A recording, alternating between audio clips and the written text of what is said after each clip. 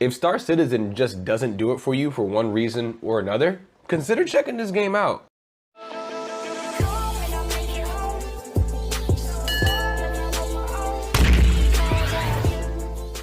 Yo, what's good? It's Miss Stora. Today I want to talk about this game you're seeing right here, Spaceborne 2, because I'm not really seeing anyone online, like almost at all, talking about this game. Even I myself kind of just managed to stumble across it on YouTube, and it should be talked about for a few reasons. One, it's releasing real soon. It's actually coming out January 13th. I'm not being paid by the developer or anything like that. I just stumbled across this game and wanted to share it with y'all. And another reason is, all this that you're seeing, this whole game is being made by one person. It's insanely impressive when I first saw this trailer, and then I realized that everything here was developed by one person. That's insane, man. Yeah, so you're gonna see the trailer kind of repeating itself because I don't have gameplay footage myself to share with y'all, so I'm just gonna kind of repeat the trailer to y'all and read a little bit about this game from how it advertised its stuff on its store page that you can wishlist right now, and kind of just go over some of the details of the game. So yeah,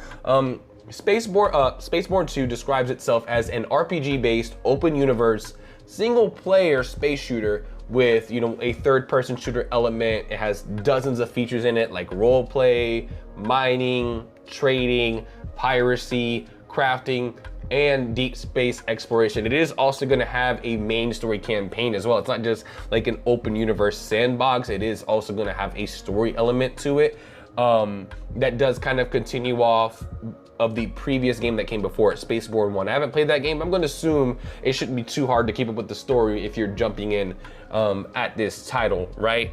And basically the story seems to be that you're creating a new empire in this galaxy, and it's up to you on how you're going to go about doing that, right? And who you choose to ally with. And the game does have like a diplomatic system to support all those features, like working in tandem with each other. It has, as you can obviously see, it has ship to ship, it has space combat, and it has on the ground combat. Both look really impressive. The space combat definitely seems more impressive. The space combat is honestly kind of blowing me away, just remembering that it's made by one person. But even with it being made by one person, the on the ground combat looks really solid as well. Looks like I could definitely have some fun with that too.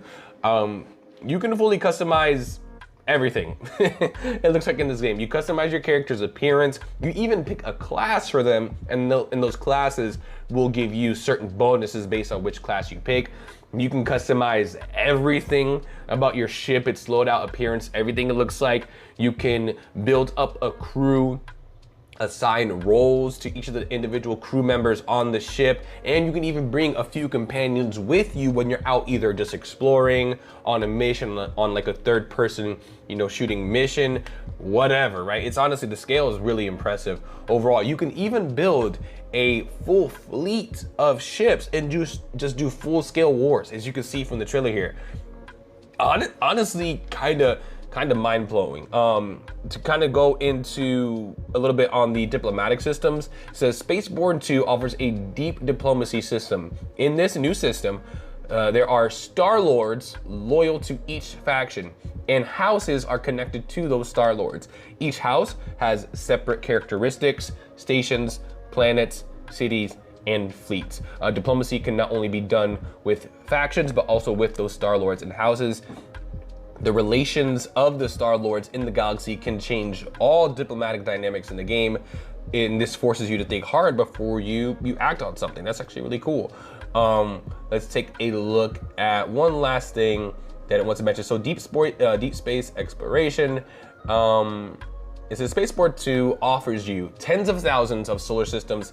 Each solar system has a different structure, different planets to land on, different areas to explore. All the locations from solar systems to planets are procedurally generated. This makes each system unique and has tons of points to explore. So yeah, this is gonna be, obviously, if it's like open universe, just one guy working by himself, right? It is gonna have some form of procedural generation within it, but it does seem to have a good amount of handcrafted areas as well. Like some of those space stations and stuff like that do seem to be handcrafted to an extent. So it seems to be taking a really similar approach to Starfield, in that Starfield is going to have these kind of guided experiences, these guided areas, just like this game is, but also a big chunk of it is going to be procedurally generated. But regardless, I know I keep saying this, even with that, it seems like everything here is really impressive. I don't see anything on price just yet.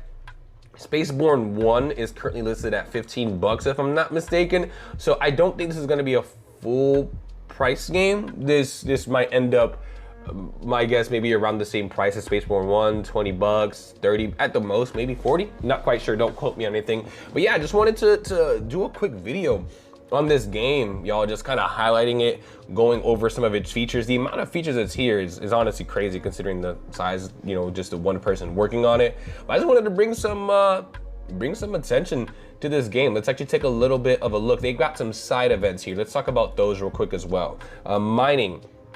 SpaceBourne 2 offers a different mining experience. It's fun to dig into asteroids and mine, but what about drilling into moons and planets? Well, that's cool. In SpaceBourne 2, it is possible with this thing called a misactor, discovering new mines, even caves, by drilling into the surface of every surface in the game.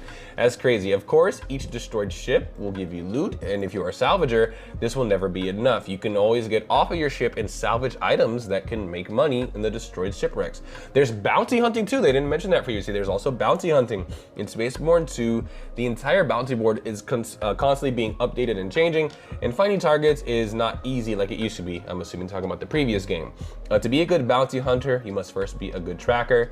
There are 3 known races in SpaceBourne 2's galaxy, but what about the neighboring galaxies? It is possible to discover new life forms in this game. The clues that will lead us to these life forms are also hidden in anomalies. Of course, first of all, it is necessary to seize these anomalies and learn how to read them.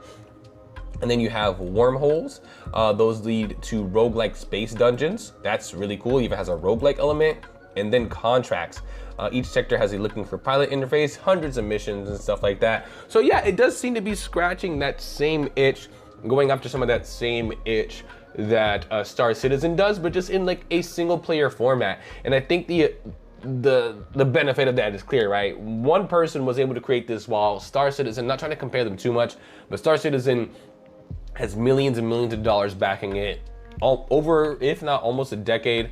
Yeah, I think it's going to soon be a decade of dev time behind it, and that game is still nowhere near finished. And I mean, obviously I'll give those devs some benefit of the doubt. They are working on crafting a multiplayer experience, which is understandable, but something like this was able to be created. SpaceBourne 1 released in 2018, so in the span of 5 years, most likely 4, this person was able to create something like this. So I think the benefits of having this single player experience is evident. Both games have their audience. I'm not trying to say one is better than the other, but this game with this RPG element is definitely calling to me, and this definitely looks like it's going to be a game to help scratch my Starfield itch until that, you know, that game comes out. So I'm excited to give this a try. I'm really excited that 2023 is already starting off with some bangers. We got some really good looking games coming out already. This comes out on January 13th. I only got to wait 10 days for this one. So yeah, that's a quick look at SpaceBourne 2. Be sure to comment below. Let me know how the game is looking to y'all.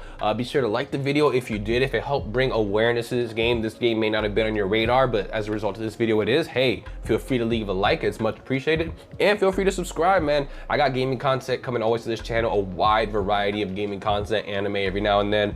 And I will catch y'all on the next video. Y'all be easy. Take care.